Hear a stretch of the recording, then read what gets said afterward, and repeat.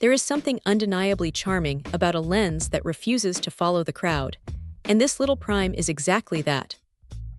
When you first pick it up, you notice it doesn't feel like those massive, modern glass bricks that seem to be the trend lately.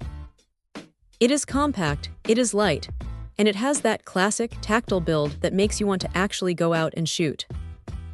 But look, let's be real for a second. This lens has been around for a while, and you can tell. It is not the fastest focuser in the Fujifilm lineup.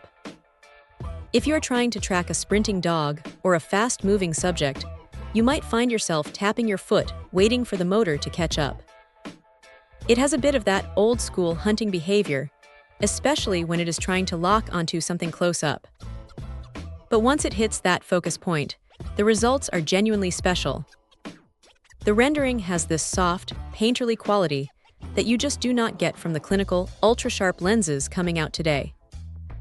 It is a 90mm equivalent, which puts it in that sweet spot for portraits.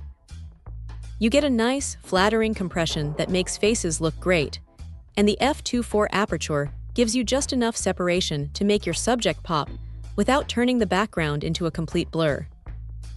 Now, the macro side of things is interesting. It is not a true one-to-one macro, so if you are looking to photograph the individual hairs on a spider's leg, you might feel a bit limited. It is more of a close-up lens that happens to do macro work. That said, for flowers, food, or small details, it is absolutely lovely.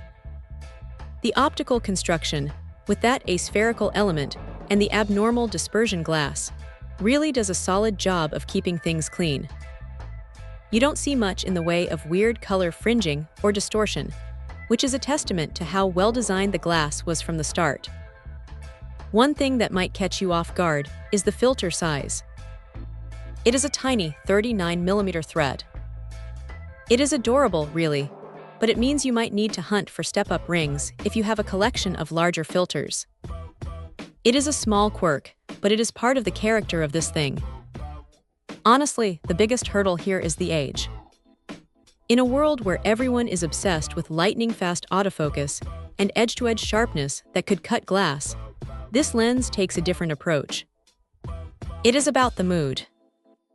It is about the way it handles light, and the way it makes a portrait feel a bit more human and a bit less digital. If you are the type of photographer who values character over raw speed, this is a lens that rewards patience.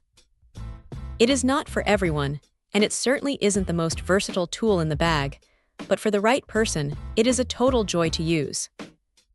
It is a reminder that sometimes, the best gear isn't the newest, but the one that just feels right when you are out in the field. Check out the video description for updated price. And thank you for watching this video.